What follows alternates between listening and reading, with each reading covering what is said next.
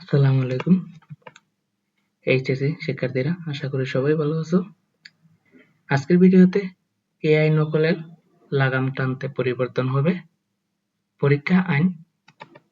তো এটি কিন্তু আলোচনা করা হবে। আপনি যদি আমার চ্যানেলে নতুন হয়ে থাকেন, প্লিজ চ্যানেলটিকে সাবস্ক্রাইব করো বা করে রাখতে পারো, এটা আপনাদের ব্যাপার।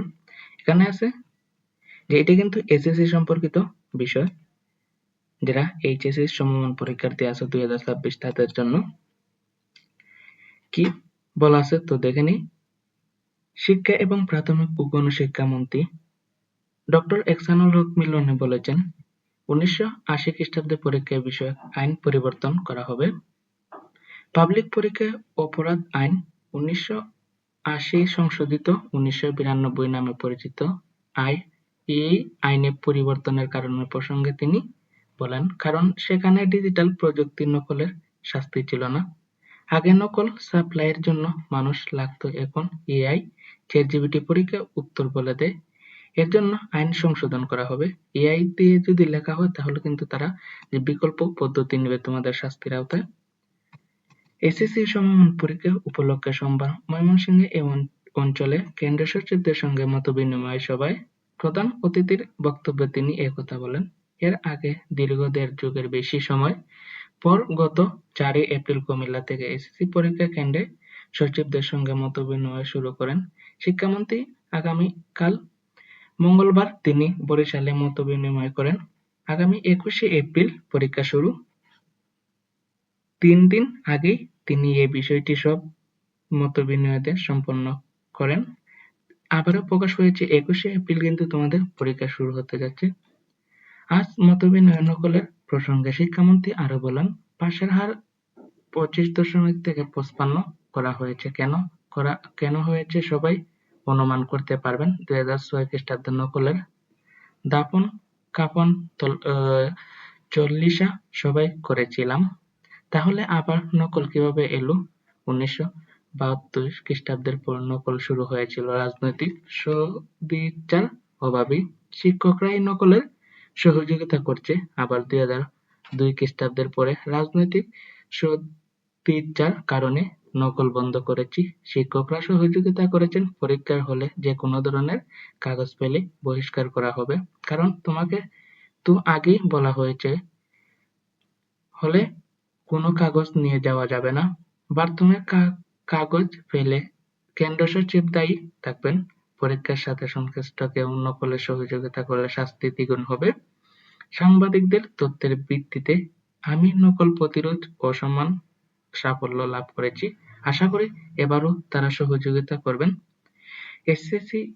এ সময় এসএসসি পরীক্ষার খাতা মূল্যায়ন নিয়ে তিনি বলেন, খাতা মূল্যায়নের যোগ্য শিক্ষকদের বাদ দিয়ে কিভাবে অপেক্ষিত সাধারণ মানের শিক্ষকদের দায়িত্ব দেওয়া হচ্ছে তা খতিয়ে দেখা হবে। শুধু নকল প্রতিরোধকেই কি লেখাপড়ার মান ভালো হয়ে যাবে? এমন প্রশ্নের উত্তরে মন্ত্রী বলেন, পরীক্ষায় নকল প্রতিরোধ হলেই শিক্ষার্থীরা লেখাপড়ায় মনোযোগী হবে, এটা সুশাসনের একটি ভিত্তি। নকলের সাথে বিভিন্ন স্টেক হোল্ডার জড়িত, এটা বড় অপরাধ।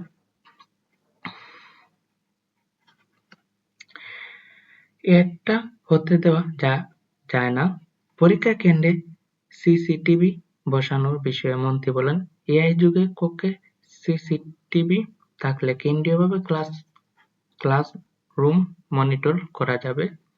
যদিও নকল করা হয় তাহলে তা দেখা যাবে। আবার পরীক্ষায় পরে ক্লাসরুমে পর্যবেক্ষণ করে দুর্বল শিক্ষকদের প্রশিক্ষণে পাঠানোর সুযোগ হবে। কোনো স্কুলে সিসিটিভি ক্রয়ের সামর্থ্য না থাকলে বোর্ড সহযোগিতা করবে, তবে সিসিটিভি ক্রয়ে সামর্থ্য সকল প্রতিষ্ঠানে রয়েছে। প্রাথমিক শিক্ষকদের নিয়ে ডক্টর মিলন বলেন, 32,000 প্রাথমিক শিক্ষককে মামলার কারণে পদোন্নতি দিতে পারছি না। এ পদগুলোতে পদোন্নতি দিতে পারলেও আরো 32,000 শিক্ষক নিয়োগ দেওয়া সম্ভব। আমাদের শিক্ষক মনোনয়নে সম্ভাব্য সবকিছুই করতে হবে, এর কোনো বিকল্প নেই। ডিগ্রি পাশের বাধ্যবাধকতার কারণে অনেক শিক্ষক রাগী ব্যক্তিকে সভাপতি করা যাচ্ছে না। প্রাথমিক প্রধান শিক্ষককেই এই কেন্দ্রে সরকারি করা হয়েছে, সরকারি চাকরি করতে হয়েছে, এর প্রতিকার হওয়া দরকার। মন্ত্রী বলেন, এটা পরীক্ষার করে দেওয়া হবে। শিক্ষা মন্ত্রণালয়কে বিশেষায়িত ও সেবামূলক মন্ত্রণালয় হিসাবে বর্ণনা করেন মন্ত্রী। এখানে মাদ্রাসার বিষয় নিয়ে আছেন, যারা মাদ্রাসা আছে তারা এটি পড়ে নেবেন। অবসর সুযোগ সুবিধা বোর্ডের টাকার বিষয়ে তিনি বলেন, অবসর সুবিধা বোর্ডের 7,000 কোটি টাকা বিগত ফ্যাসিস্ট সরকার তছরূপ করেছে। আমরা আগামী বাজেট টাকা পাওয়ার চেষ্টা করছি।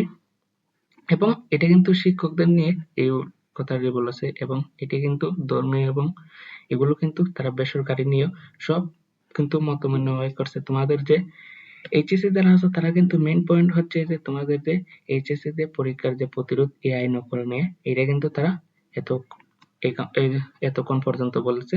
তো এই ছিল আজকের ভিডিও, কারণ ভিডিওটি বেশি লম্বা হয়ে যাচ্ছে। আসসালামু আলাইকুম।